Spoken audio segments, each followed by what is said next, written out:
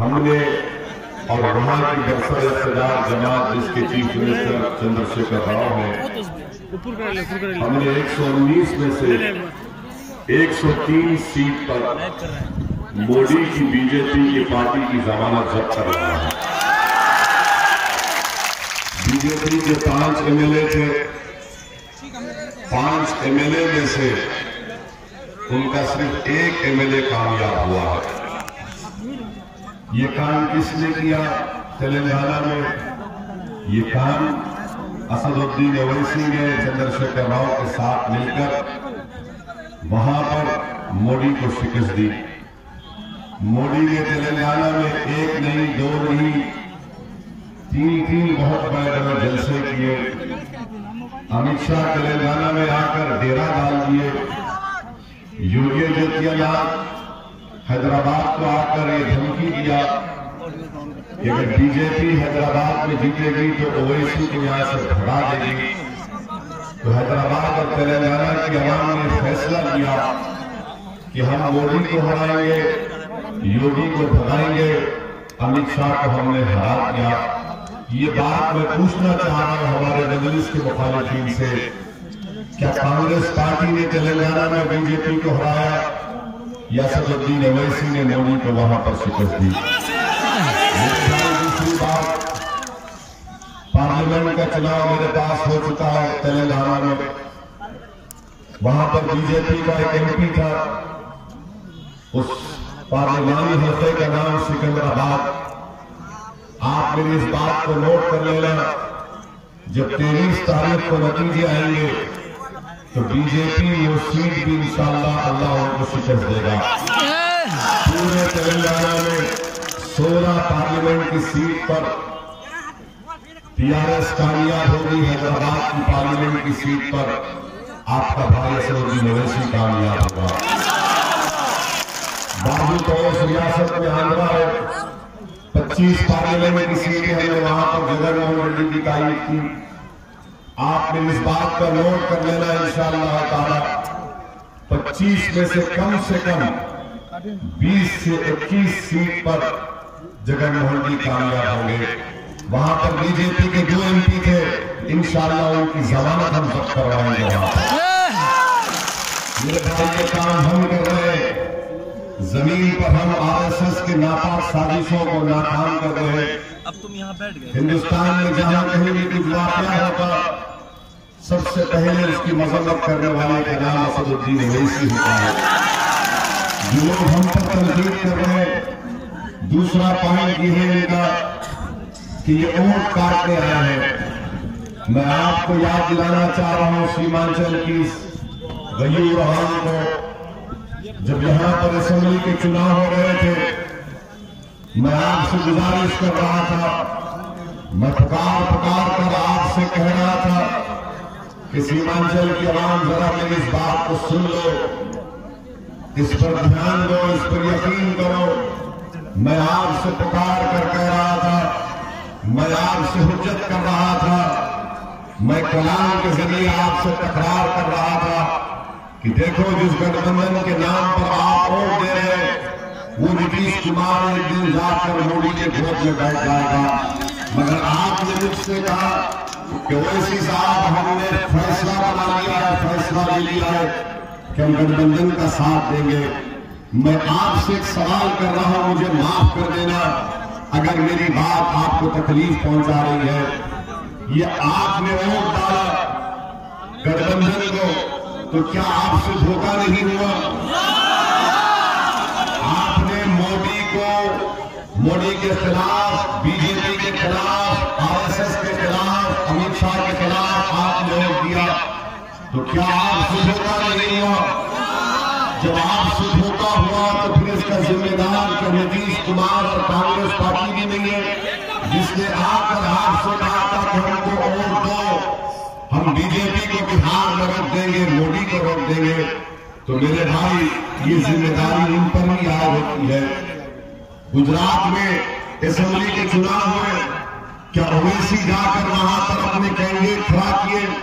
क्या मेरी पार्टी मजलिस वहां पर इंतखाबात में सारी, बावजूद इसके कि कांग्रेस पार्टी के सदर मंदिर गए, मोदी भी गए और हद तो ये हो गई कि जब राहुल गाड़ी में बैठकर मंदिर को जा रहे थे तो मोदी ने कहा कि जब तुम गाड़ी में जाओगे तो मैं प्लेन को उन्होंने तालाब में बहा दिया।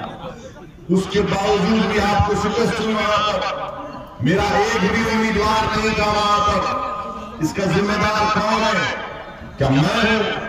झारखंड में इलेक्शन हुआ, आप हार गए, इसका जिम्मेदार मैं हूं। मेरे भाई, आज हम सीमांचल में जो लड़ाई लड़ रहे हैं वो आपकी इंसाफ की लड़ाई हम लड़ रहे हैं। हम सीमांचल में आपकी सफों में जो गुर्बत है उसका खात्मा करना चाहते हैं। जब कभी भी बरसात का मौसम शुरू होता लाखों एकड़ जमीन कट जाती है, कई इलाके हेडक्वार्टर से कट जाते हैं और आप परेशान रहते हैं। हजारों की तादाद में लोग कैंप में रहते हैं कि पानी का लेवल जब नीचे हो जाएगा तो वापिस अपने घर को लौटेंगे, मगर जब घर को लौटते हैं तो घर का नाम निशान बाकी नहीं रहता। ये कब तक जुल्म चलता रहेगा? ये जुल्म के खात्मे के लिए सीमांचल की जामे तरक्की के लिए मजलिस लड़ रही है। 18 तारीख को जब आप वोट डालने जाएंगे तो ये सोच कर वोट डालिए कि हम सीमांचल के इंसाफ के लिए अख्तरुल ईमान का साथ दे रहे हैं। मैं आपसे वादा कर रहा हूं कि जब अख्तरुल ईमान इंशाअल्लाह ताला आपकी दुआ और अल्लाह के फजल करम से मुंतखब होकर हिंदुस्तान की उस बड़ी पंचायत में जाएंगे, उस लोकसभा के ऐवान में अख्तरुल ईमान की जब पहली तकरीर होगी तो उनकी जबान से यही अल्फाज निकलेंगे कि सीमांचल को इंसाफ दो, सीमांचल को इंसाफ दो, इंसाफ दो, यहाँ के नौजवानों को नौकरी दो। यहाँ के मासूम बच्चे जो हिंदुस्तान के बड़े बड़े शहरों में जाकर बच्चा मजदूरी का काम करते हैं, कभी कोई जरी का काम करता है तो कभी चप्पल की दुकान में काम करता है। मेरे भाई, जब सारा हिंदुस्तान में तरक्की हो सकती है, कुछ काम हो सकता है, तो सीमांचल की सरजमीन उस काम से महरूम क्यों रहती है? उस काम से महरूम इसलिए रहती है कि आपने जिसको माजी में रोक दिया वो आपकी जबान में आपकी तकालीफ का इजहार करने से डरते थे।